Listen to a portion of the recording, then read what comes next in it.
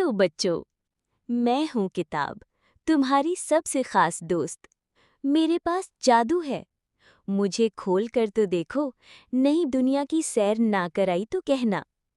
कभी बादलों पर ले जाऊंगी तो कभी परिंदों की मस्कन में, और वहाँ जहाँ हवाएं गुनगुनाती हैं, जहाँ समंदर की लहरें तस्बीह तो फिजाएं मुस्कुराती हैं, जहाँ तय समंदर तो कभी जंगल ले जाऊंगी, वहाँ जहाँ हिरन दौड़ते, तितलियां मुस्कुराती, रंग बिखेरती हैं। मेरा सबसे बड़ा कमाल ये है कि मैं इल्म, शऊर और आगही देती हूँ, समझाती हूँ कि दुनिया कैसे बरतनी है, और फिर तुम्हें उससे जा मिलाती हूँ जिसने ये सब बनाया। हाँ, अपने रब से, अल्लाह ताला से, और तुम अल्लाह के करीब हो जाते हो। बस बच्चों, मुझे खोलो और जादू शुरू।